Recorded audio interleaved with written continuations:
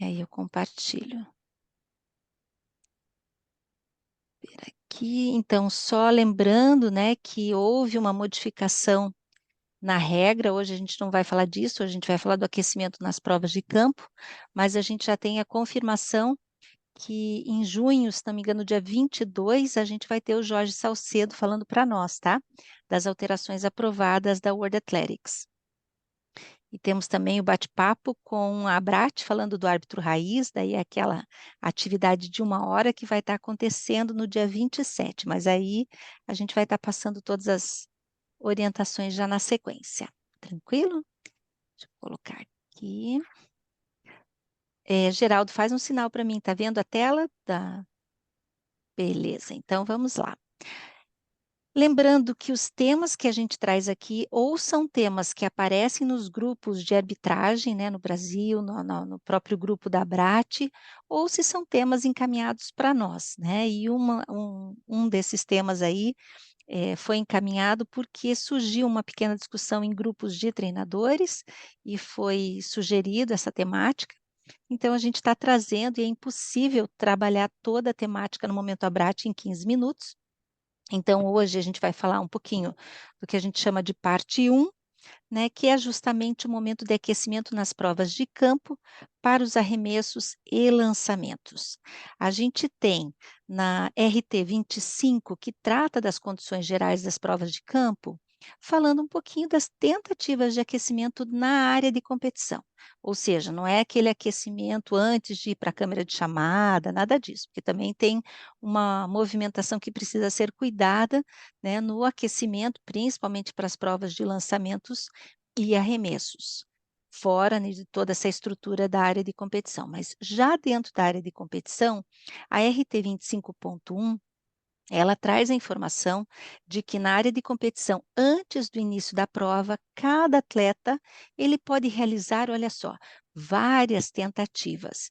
E no caso das provas de lançamentos, isso está na regra, essas tentativas serão na ordem de sorteio e sempre sob a supervisão dos árbitros. Então, isso é muito importante que a gente veja, de que a gente tem que estar fazendo essa supervisão, inclusive nesse momento, tá? Do aquecimento. Então, enquanto no passado, né, eu vou ler bem essa parte em verde, as partes que estão grifadas em verde no livro de regras, eles são comentários das regras, não é uma regra, mas são os comentários e trazem bastante elucidação algumas questões. E aqui, trata que no passado havia aquela especificação de 2 tentativas de aquecimento para cada atleta, né, nas provas de lançamentos, e hoje não tem essa especificação do quantitativo. Fala, como vocês viram no slide anterior, de várias tentativas, né? E a RT 25.1, ela tem que ser interpretada, como permitindo qualquer número de tentativas incluídas naquele tempo de aquecimento prévio previsto no programa horário. Então, se está colocado que o atleta vai entrar na câmera de chamada 30 minutos antes, para se fazerem todos os cheques, né, de mochila, sapato, número, etc., e que ele vai sair da câmera de chamada faltando 25 minutos antes para iniciar, e ele vai chegar no campo com 20 minutos antes do horário de início da prova, ou o horário de apresentação, ou perfilar os atletas para apresentação, né, nesse período em que eles chegam até o perfilar para apresentar, ele tem um tempo e um quantitativo de atletas. O que for possível para todos eles fazerem esse mesmo quantitativo de tentativas de aquecimento, é que vai poder ser feito, né? E embora para as provas que a gente vê de maior nível, acabe sendo um padrão 2 tentativas, mas não porque esteja definido que é dessa forma. Claro, em alguns regulamentos ou em algumas definições em congresso técnico, isso pode ser pactuado. Olha, todos os atletas vão ter 2 tentativas de aquecimento, ponto.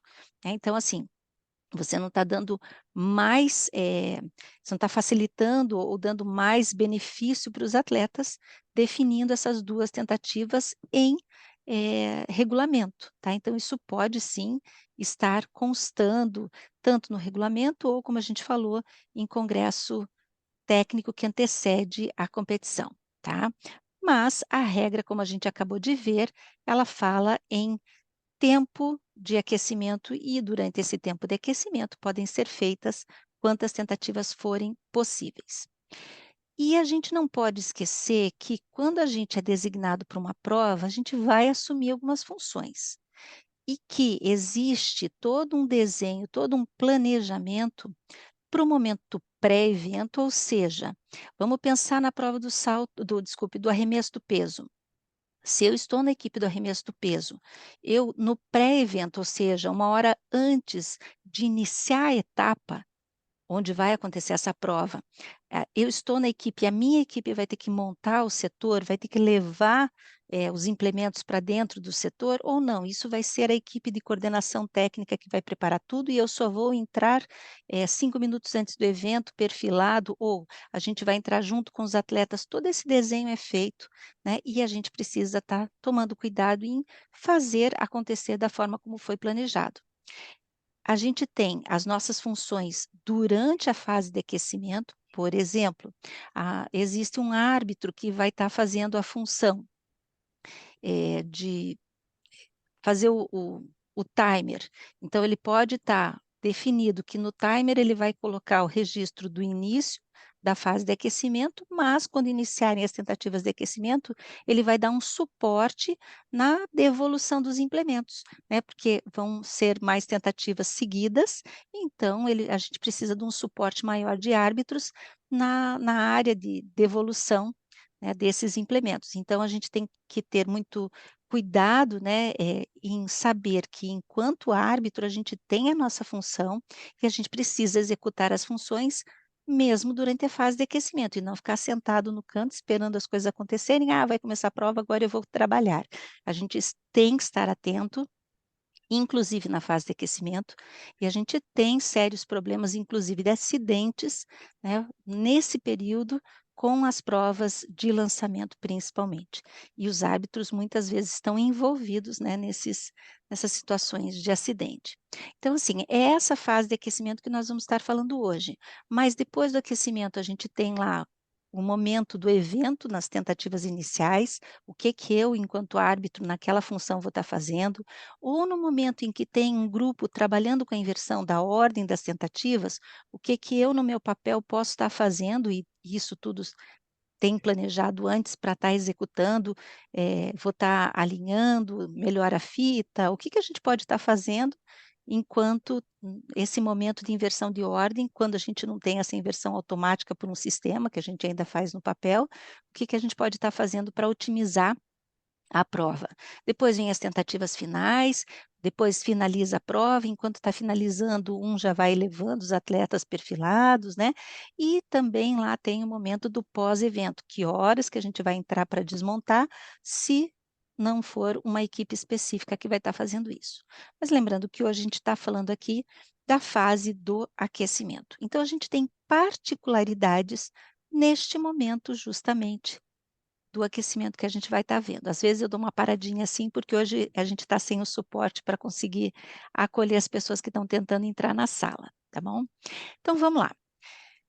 É muito importante que a gente entenda que a gente tem que ter um árbitro que esteja designado para cuidar dos implementos. A gente fala responsável pelo carrinho dos implementos quando a gente tem um carrinho, quando a gente não tem um carrinho, né, que os implementos ficam lá no chão, por exemplo, então a gente tem que ter essa pessoa cuidando desses implementos. O ideal é que entrem com os implementos os formulários dos implementos aferidos.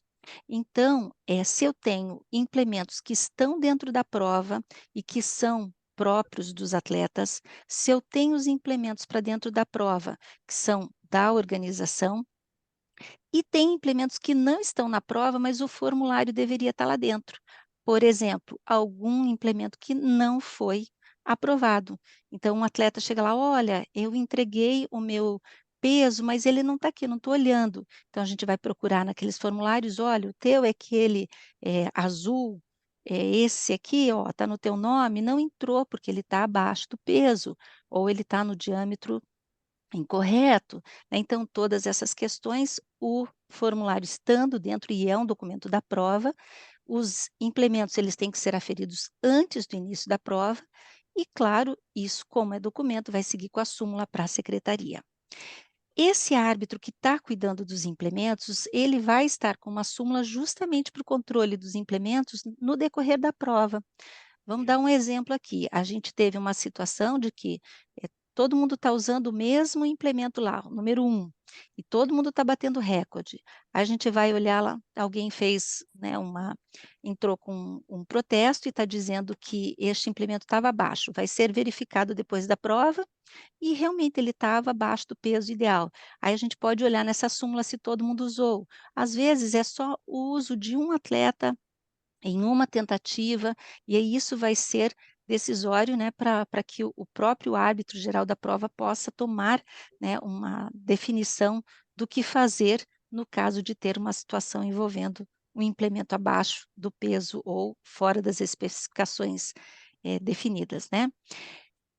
E outro ponto muito importante que a gente precisa entender é que somente o atleta que vai realizar a tentativa, e a gente está falando do momento de aquecimento, é que pode receber o implemento em mãos. Tanto o atleta que está entrando no setor para fazer a tentativa, quanto aquele que está preparando para fazer a sua tentativa.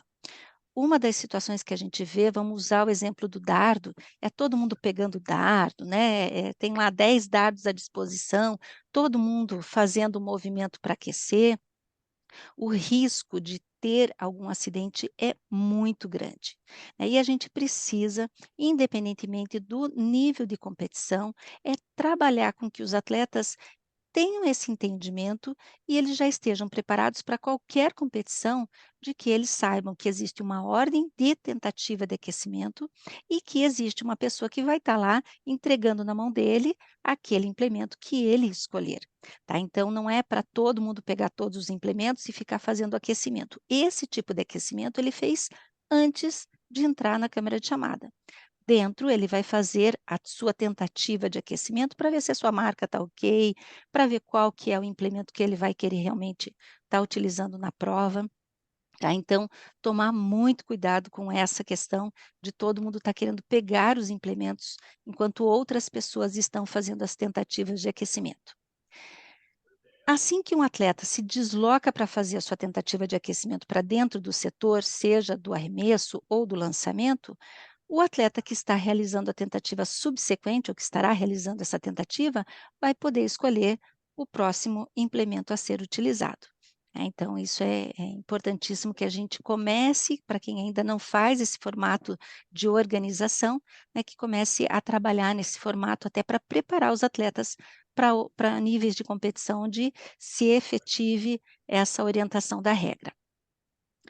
Quando em uso daquela canaleta de devolução do implemento, muitas vezes na prova do peso, a gente tem uma canaleta onde quem está na área de queda coloca o peso para que volte pela canaleta, o árbitro que coleta o implemento, ele tem que tomar muito cuidado, porque às vezes já tem um outro peso parado lá na canaleta, na hora que ele põe a mão, ele prensa o dedo na canaleta. Então, isso é uma coisa que a gente tem que tomar muito cuidado quando a gente está dentro dessa função, né?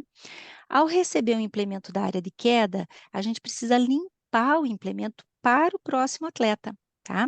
E para agilizar o período de tentativas de aquecimento, a gente pode fazer com que mais de um atleta realize, ou seja, um atleta foi, realizou a sua tentativa. A gente não busca o implemento, outro atleta vem e realiza a sua tentativa. Depois vem outro atleta e realiza a sua tentativa.